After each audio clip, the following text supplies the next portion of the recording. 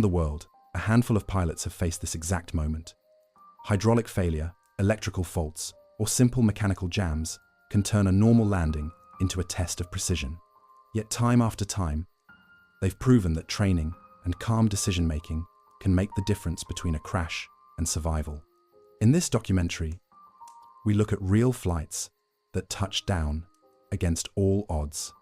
From commercial jets sliding on their bellies to cargo planes scraping the runway, sparks flying beneath them. Each story shows the same truth.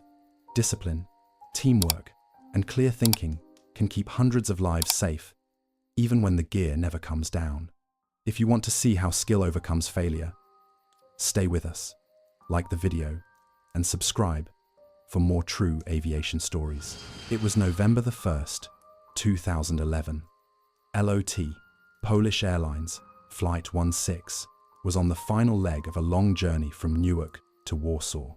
The aircraft, a Boeing 767, carried 231 people and had flown smoothly across the Atlantic.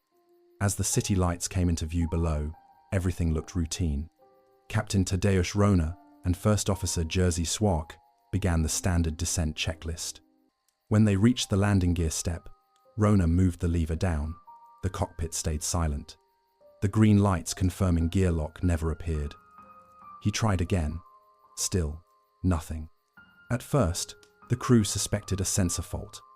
The Boeing had redundant systems, and the pilots moved to the alternate gear extension procedure, pulling manual handles to let gravity lower the gear. But the doors refused to open. A jammed hydraulic valve had trapped the gear inside the fuselage. No method, mechanical or manual, could release it. Rona declared an emergency. Air traffic control cleared the airspace and began preparing Warsaw's Chopin Airport. Foam trucks lined the runway. The crew kept the passengers calm, explaining that they would make a gear-up landing and that everything was under control. Meanwhile, a Polish Air Force F-16 was sent to inspect the aircraft from below. The fighter pilot's report confirmed their fears. All 3 sets of wheels were still fully retracted. They circled the city for over an hour, burning fuel to reduce landing weight. From the ground, people could see the big silver jet looping slowly in the sky. News stations began live coverage. Millions across Poland were watching. Finally, there was no more time. The Boeing turned onto final approach. The airport fire crews sprayed foam across the runway to reduce sparks. Inside the cockpit, Rona kept his focus on airspeed and alignment.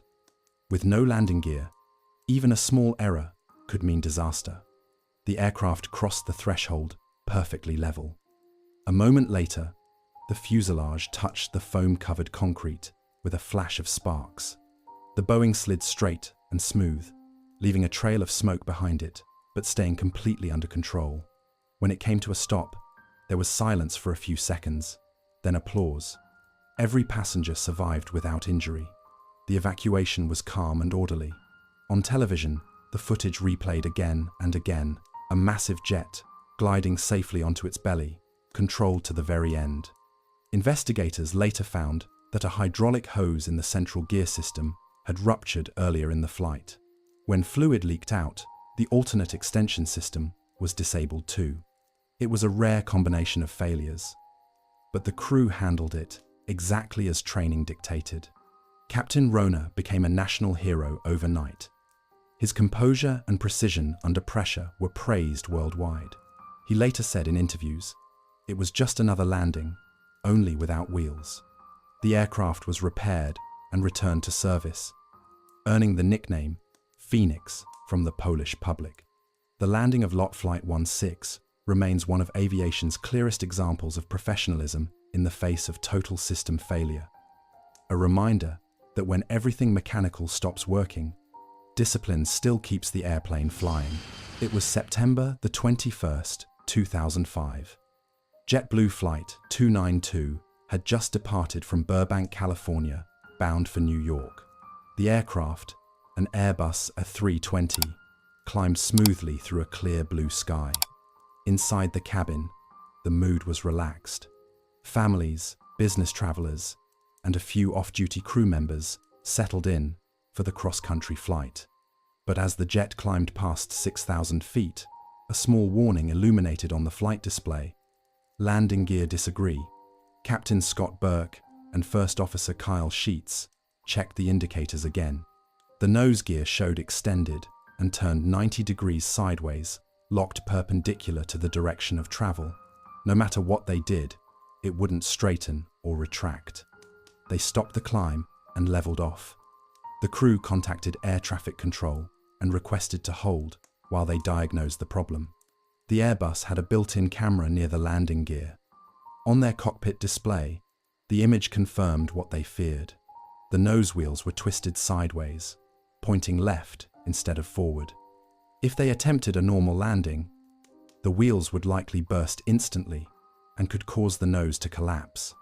The crew's first step was to reduce risk. They decided to divert to Los Angeles International Airport, where the runways were long and emergency services could prepare. They entered a holding pattern off the coast to burn fuel and reduce landing weight. For the next 2 hours, the aircraft circled over the Pacific, its graceful loops visible to everyone below. In a surreal twist, passengers on board could see their own emergency unfolding live on television. JetBlue's aircraft were equipped with seatback DirecTV screens, and news stations had already begun broadcasting the flight situation. Passengers watched their plane from outside, listening to anchors describe their every move. Some switched off their screens, others held hands and stayed quiet. Inside the cockpit, the focus never wavered. The pilots reviewed every backup system. Attempts to manually realign the gear failed. The nose assembly was locked solid. There would be no fix in the air. The only option was to land with the gear turned sideways and keep the nose off the ground as long as possible. At 6 p.m., after nearly 3 hours in the air, Captain Burke lined up for the final approach to runway 25 left. On the ground, fire crews stood by, runways were foamed, and cameras were rolling. The Airbus descended gently through the golden evening light. The main landing gear touched first, smooth and centered. Burke held the nose high, keeping the plane balanced on the main wheels as long as physics would allow. Finally, with speed bleeding away, the nose settled down. Sparks exploded as the sideways tires shredded instantly, rubber peeling off and smoke trailing behind. But the aircraft stayed straight. The crew kept perfect directional control. The jet slowed to a stop after a long, silent slide. Applause erupted inside the cabin. Passengers exhaled for the first time in hours. On live television, the moment became an instant classic, an example of calm precision under pressure. No one was injured. The damage was limited to the nose gear and forward fuselage. Investigators later discovered that a malfunction in the hydraulic steering control valve had caused the gear to rotate during extension. Airbus issued inspection bulletins, and operators worldwide reviewed their procedures for similar faults.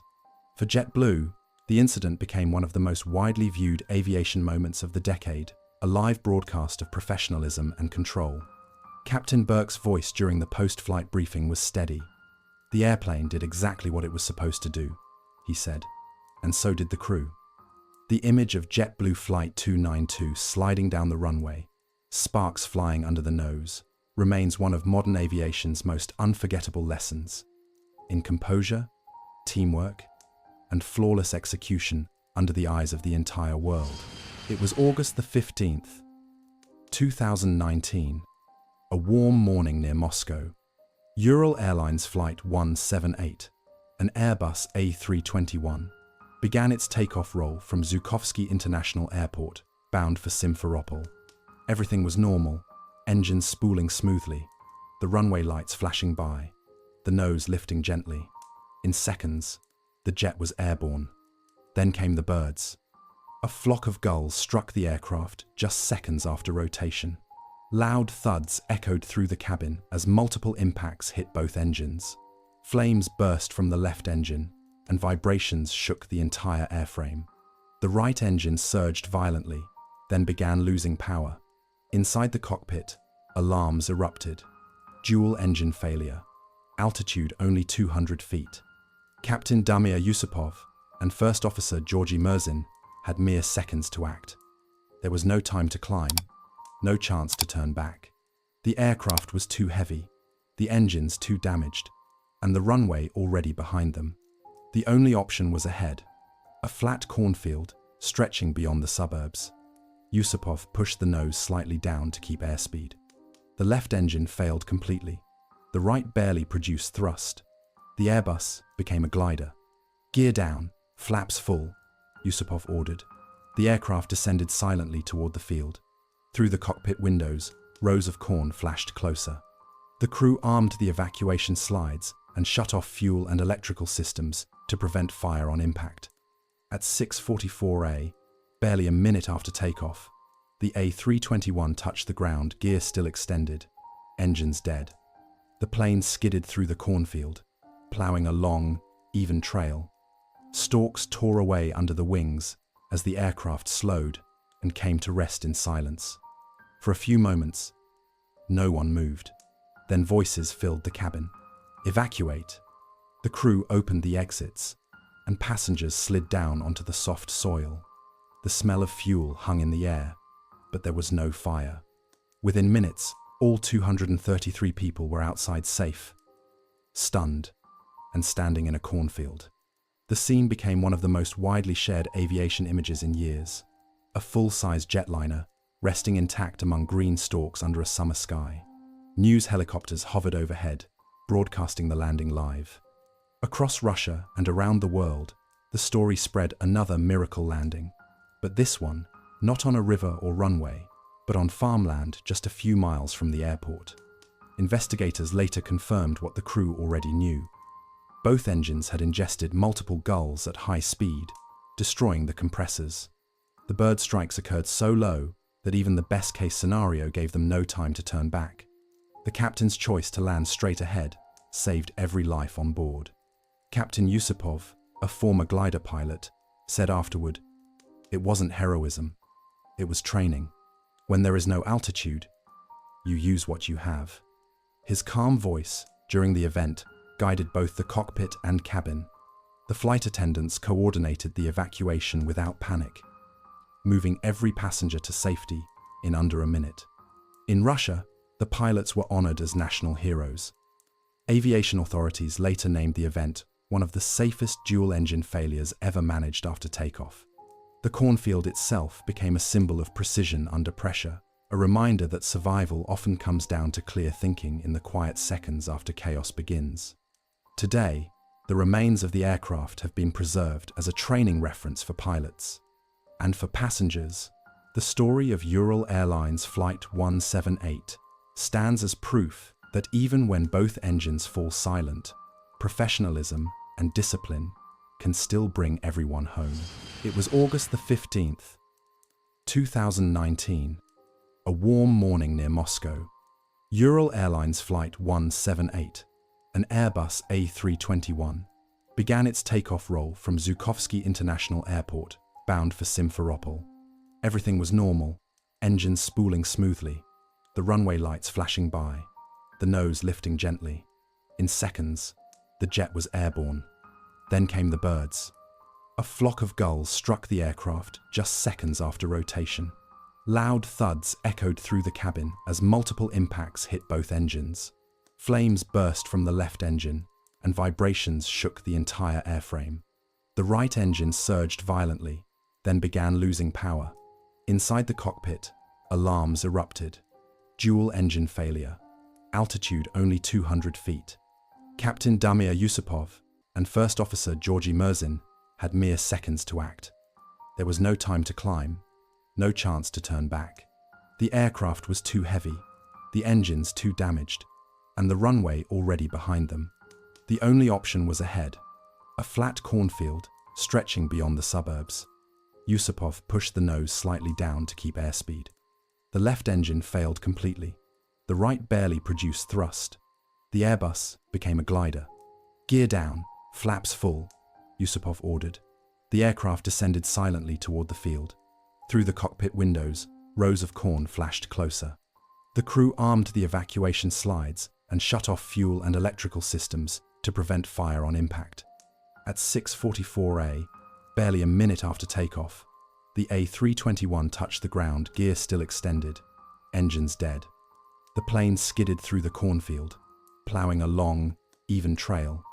Stalks tore away under the wings as the aircraft slowed and came to rest in silence. For a few moments, no one moved. Then voices filled the cabin. Evacuate. The crew opened the exits, and passengers slid down onto the soft soil. The smell of fuel hung in the air, but there was no fire. Within minutes, all 233 people were outside safe, stunned, and standing in a cornfield. The scene became one of the most widely shared aviation images in years.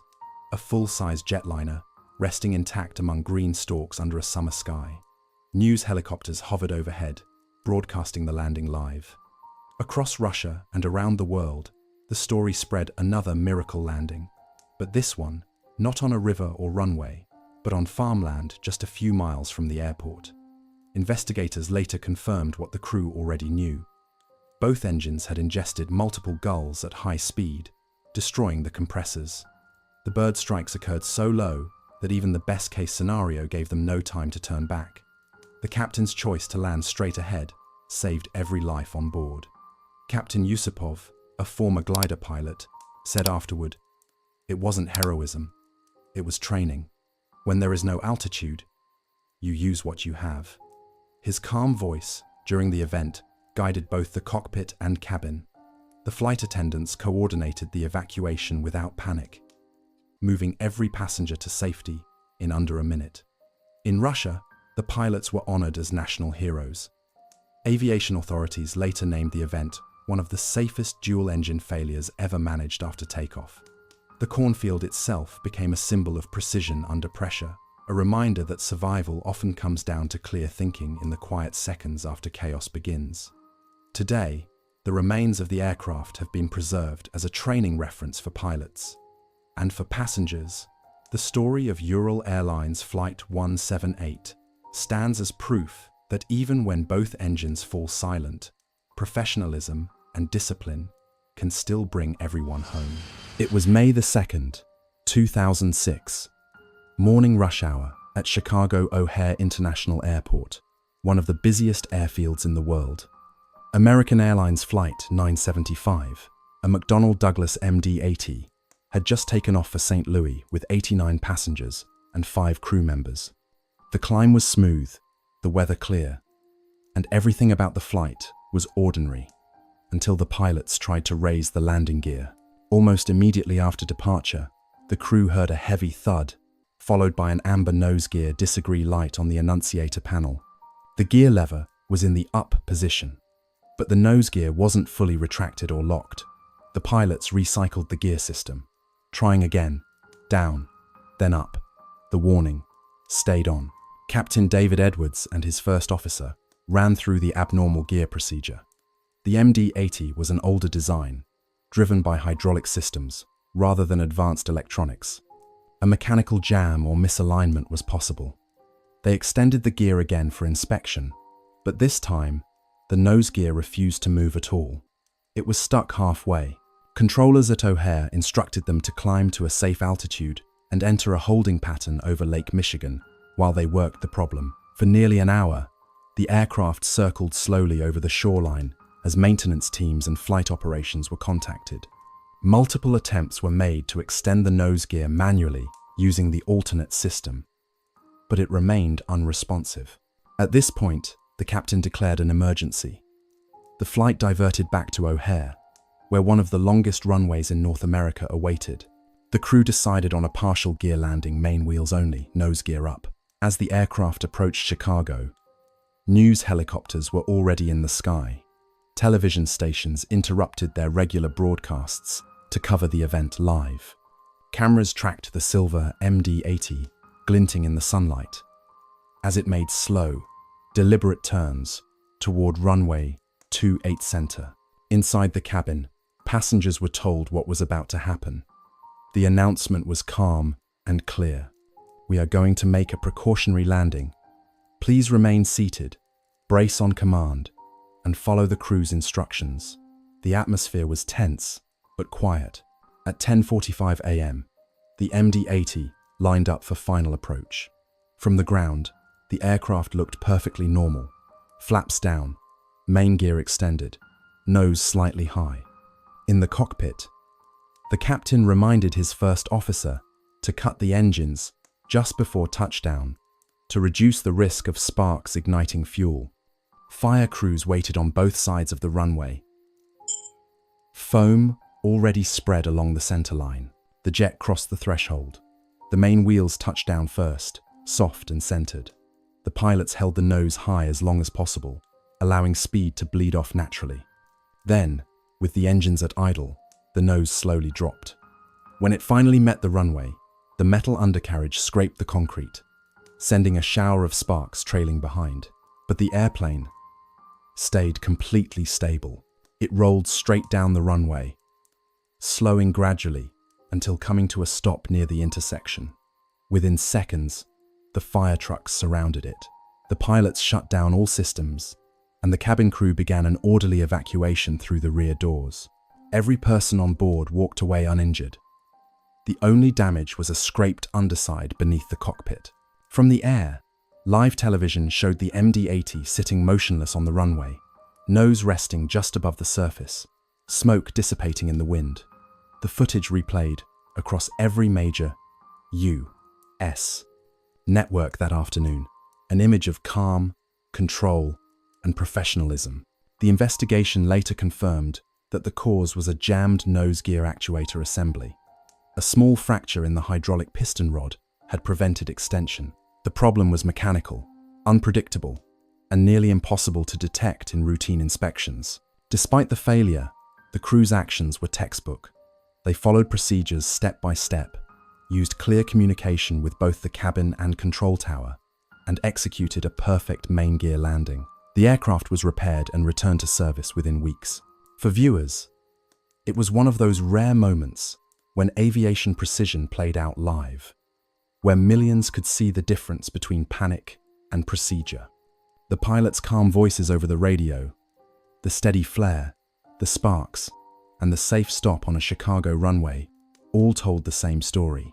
In the air, composure saves lives. Long after the smoke cleared, the event was remembered not for the failure, but for the way it was handled, a reminder that even when an aircraft loses part of its landing gear, professionalism and preparation ensure it never loses control. It began in early September 2007. Within the span of just a few weeks, 3 nearly identical accidents shook confidence in a single aircraft type, the Bombardier -8 Q400. All 3 belonged to Scandinavian Airlines, and all 3 suffered landing gear collapses that turned smooth landings into frightening slides across the runway. The first incident came on September the 9th. SAS Flight 1209 was on approach to Aalborg, Denmark, after a short hop from Copenhagen. The weather was clear, and the Q400 descended normally. But as the aircraft touched down, the right main gear collapsed instantly. The turboprop skidded sideways off the runway, sparks flying under the right wing. The fuselage scraped the ground for nearly 200 meters before stopping. Passengers evacuated safely through the left side exits.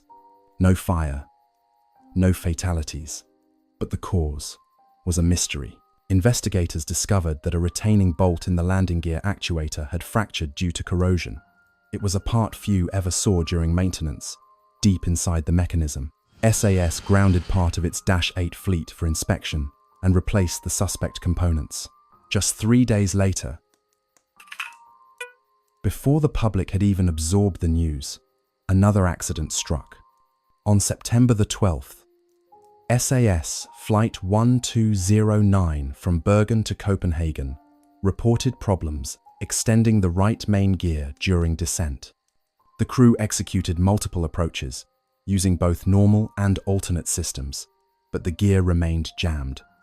They performed a controlled landing at Copenhagen, with the right gear up. As the left wheel touched down, the right side dropped, and the wing scraped along the runway, scattering sparks and debris. Again, everyone survived. 2 serious gear failures in 72 hours. The airline's engineering teams intensified inspections, while regulators demanded a deeper look at Bombardier's manufacturing process. And then came the third blow. On October the 27th, SAS Flight 2770 was approaching Vilnius, Lithuania. This time, the left main landing gear failed to extend. The pilots, following the same checklist as their colleagues before them, declared an emergency and circled the airport to burn fuel. Passengers were briefed calmly. Many of them were aware of the earlier incidents. As the Q400 descended, fire crews lined the runway. The pilots touched down on the right gear and nose wheel, holding the left side up as long as possible.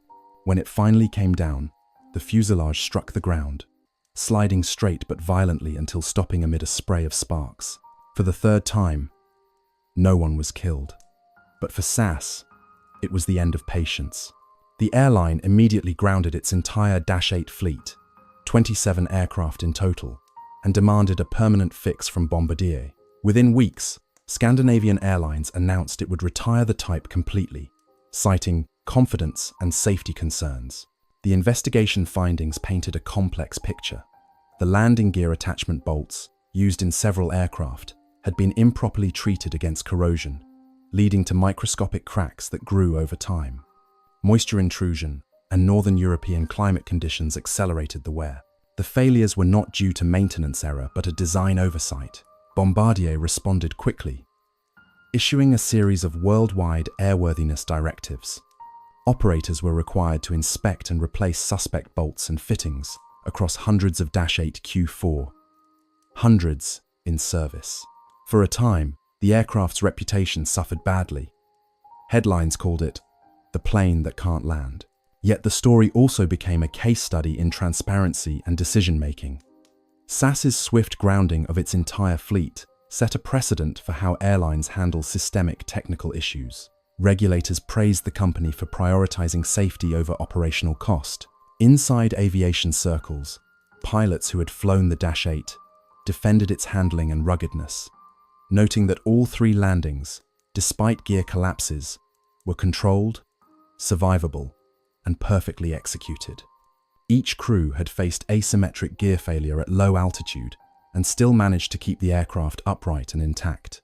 By the following year, Bombardier had redesigned the gear assembly, replacing bolts, actuator housings, and seals across the global fleet. The Dash 8 Q400 continued flying safely with other carriers, but SAS moved on to newer jet types. The trio of accidents left behind a powerful lesson. When multiple warnings appear within days, decisive action saves lives. The Aalborg, Copenhagen, and Vilnius incidents showed that even in the age of technology, corrosion and fatigue can still bring an airliner to its knees, and that the courage to stop, inspect, and change course is as vital as any emergency landing itself. For SAS, those three noisy, spark-filled touchdowns in the autumn of 2007 marked the end of one aircraft's story and the reaffirmation of an old aviation truth. Safety is never assumed, it's continually earned. It was October the 4th, 2023. In the early hours of the morning, the lights of Chattanooga Metropolitan Airport glowed against the Tennessee hills. The cargo rush was underway, hundreds of packages in motion. Dozens of aircraft inbound and outbound. Among them was FedEx Flight 1388, a Boeing 757 freighter flying in from Memphis on a short nighttime leg. The crew of two pilots and a flight engineer had done this route countless times. It was supposed to be a simple arrival. As the aircraft began its descent, everything appeared normal. Weather was calm, visibility clear, and the tower cleared them to land on runway 20. But when Captain Michael Haynes moved the landing gear lever down, something wasn't right.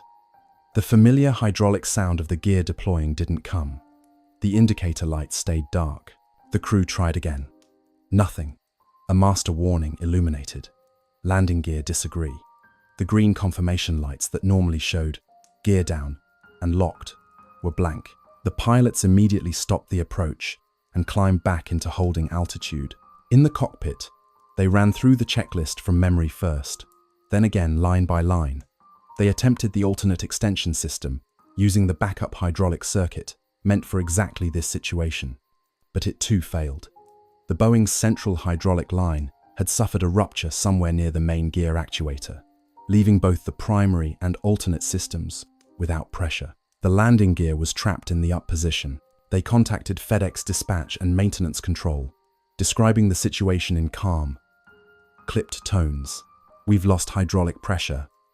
No gear indication. Alternate. Not responding." Below, the airport prepared. Fire trucks rolled into position. The runway was closed and foam was readied. Emergency crews knew what was coming. A gear-up landing of a fully loaded cargo jet. For the next 30 minutes, the 757 circled above the city, burning fuel to reduce weight. From the ground, its navigation lights blinked in slow, deliberate loops. Inside, the cockpit was quiet, voices calm, movements precise. The captain briefed the crew for a full belly landing. Fuel cutoff switches were armed. The auxiliary power unit would remain running to provide electricity once the engines shut down. The flight engineer reviewed the evacuation sequence. At 2:45 a.m., the aircraft lined up on final approach. The runway lights stretched ahead, bright against the dark night. "Flaps 20, the captain said. "Speed 145. "We're doing this." "Reitman Flife." "Speed." "Reitman Flife." The jet descended smoothly, engines humming at idle. At just above the threshold, the captain eased back on the yoke. The Boeing touched down first on its belly, sparks bursting instantly as metal scraped asphalt. The grinding sound was deafening, echoing across the field. Fire trucks chased the sliding jet as it glided straight down the center line, showering sparks and smoke. After a long, controlled slide, the aircraft came to a halt halfway down the runway. The engines were shut off. Silence. Then came the voice on the radio. "FedEx 138 is on the ground, evacuating." The crew opened the cockpit windows and climbed down emergency ladders, their flashlights cutting through the haze of smoke. They stood on the foam-covered pavement, watching their airplane, its underside scorched but intact. Not a single person was injured. The scene was captured by airport cameras and quickly spread across social media and news networks. The image of a massive FedEx jet resting on its belly under the runway lights became one of the most striking aviation visuals of the year. Investigators from the National Transportation Safety Board arrived the next morning. Their preliminary report identified a failure in the central hydraulic system, likely caused by a ruptured line that supplied pressure to both the main and alternate gear actuators. The crew had followed every checklist precisely, confirming that there was no safe way to extend the landing gear. Their decision to attempt a full gear-up landing, rather than risk a partial collapse, was correct and likely prevented further damage or fire. The aircraft sustained significant underside damage, but remained structurally sound. Engineers later praised the Boeing 757's design, which allowed the fuselage to absorb the impact evenly along its length. FedEx publicly commended the crew for their professionalism and clear communication during the event. "They executed a textbook emergency landing," the company said in a statement. "Their training and composure ensured a safe outcome." The incident joined a short list of rare but dramatic cargo plane emergencies. Moments when routine turned extraordinary, in the blink of an eye. And like the best of those stories, it ended not with tragedy, but with proof of what preparation and teamwork can achieve. Under the floodlights of a Tennessee runway, 3 pilots walked away from a jet that had no wheels, no hydraulics, and no room for error. Just discipline, coordination, and the steady hands that make aviation one of the safest professions on Earth. It was May the 8th, 2024. Morning mist hung over Istanbul Airport, the largest and busiest hub in Turkey. The cargo operations ramp was alive with motion forklifts humming, containers being loaded, and aircraft engines starting for early departures. Among them was FedEx Flight 6238, a Boeing 767 freighter bound for Paris Charles de Gaulle. On board were 3 experienced crew members: Captain Mark Daniels, First Officer Robert Klein, and Flight Engineer Jason Moore. It was a routine cargo run, one of dozens completed daily. At 7:45 a.m., The Boeing lined up on runway 35 left. Takeoff was normal. Smooth rotation, positive rate, gear up. The climb out through light haze was steady, and Istanbul's shoreline fell away behind them. But just a few minutes after reaching cruise altitude, the crew received a master caution. Nose gear, disagree. The green light confirming that the nose gear had retracted properly didn't appear. The aircraft was flying normally, but the system showed the nose gear was not fully locked. They decided to continue to Paris. The jet performed perfectly, the warning intermittent, likely a sensor fault. But during the descent into French airspace, the light returned, this time flashing. Moments later, a hydraulic system message appeared. They immediately contacted maintenance control. Engineers advised them to divert back to Istanbul, where facilities and emergency services were best equipped to handle a gear inspection. The crew turned the jet around and began the return leg. The flight back was uneventful, but as they prepared for approach, the real problem became clear. When Captain Daniels lowered the landing gear lever, the main gear indicators glowed green, but the nose gear light stayed dark. The crew attempted the alternate gear extension system, pulling the manual release handle and applying pressure to the hydraulic circuit. Still nothing. The nose gear doors refused to open. The captain and first officer exchanged a glance. This was no longer a sensor issue. The nose landing gear was jammed inside the fuselage. They climbed into a holding pattern over the Sea of Marmara to troubleshoot. For nearly 40 minutes, the crew tried every available procedure, cycling the gear lever, using manual bypass valves, even attempting to free the gear with hydraulic pressure fluctuations. Nothing worked. The Boeing's nose gear remained trapped. At 9:12 a.m., Captain Daniels made the call to air traffic control. "We have a nose gear malfunction and will prepare for a gear-up landing." The airport immediately declared a full emergency. Operations on the north runways stopped. Foam trucks rolled out. Ambulances and rescue vehicles took their positions. News of the situation spread quickly. Within minutes, live cameras and journalists gathered outside the perimeter fences. Inside the cockpit, the crew briefed for what they had practiced countless times in simulators.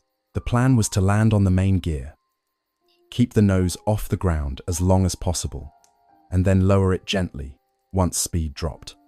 The engineers reviewed the checklist for shutting down engines on touchdown to minimize sparks and fire risk. The auxiliary power unit would stay on for electrics. On their final descent, the view through the windshield showed Istanbul's massive terminal complex and a long ribbon of concrete coated in fire-retardant foam. The visibility was excellent. The winds calm, ideal conditions for a controlled landing. "Gear down, main gear confirmed. Nose gear up," said the first officer. "Checklist complete." "Okay," the captain replied. "Let's bring it home." The Boeing approached perfectly aligned, engines idling. The first touchdown was flawless. The main wheels struck the runway in perfect symmetry. The aircraft rolled smoothly, wings level. For a few seconds, the jet glided on its main gear alone. Then, as speed decayed, gravity began to pull the nose down. The captain eased back pressure on the yoke to delay the inevitable for as long as possible. When the nose finally met the runway, the moment was spectacular. Sparks erupted beneath the forward fuselage, streaking backward in bright orange flashes. The noise was loud but controlled, a grinding roar that echoed across the airfield. The Boeing stayed perfectly straight, sliding several hundred meters before coming to a complete stop near the runway's midpoint. "Evacuate," came the calm voice from the cockpit. The crew followed procedure with precision. Engines were shut down, batteries disconnected, and cockpit windows opened for escape. Firefighters reached the aircraft within seconds, spraying cooling foam across the underside. The 3 crew members climbed down the escape ladder, walking away uninjured.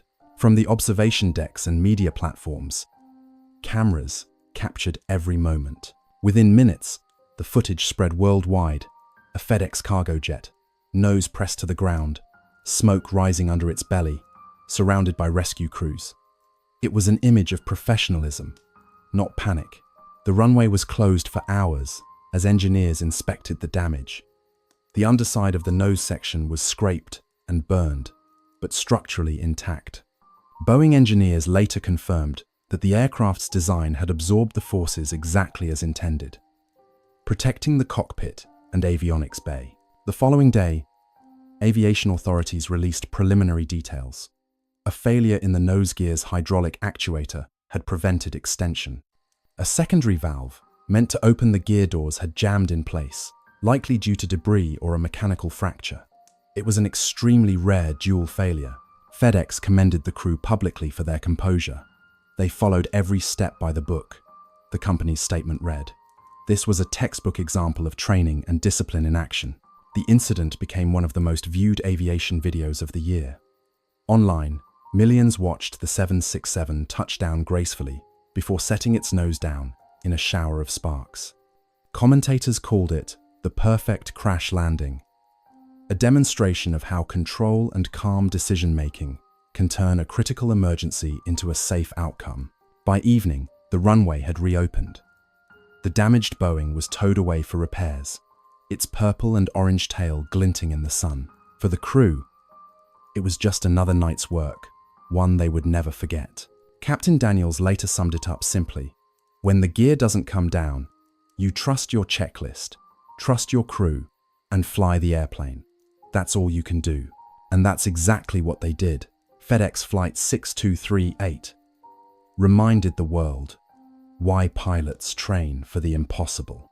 It wasn't luck that saved them that morning over Istanbul. It was professionalism, teamwork, and the steady hands that bring even a crippled airplane safely home. Every landing in these stories began the same way, with a failure, an alarm, and a choice. What followed wasn't luck or miracles, but training, discipline, and quiet control. When the gear doesn't come down, the true strength of aviation shows itself not in the machines, but in the people flying them. If you want to keep exploring real stories of skill and survival in the sky, like the video, subscribe, and stay with us for the next flight.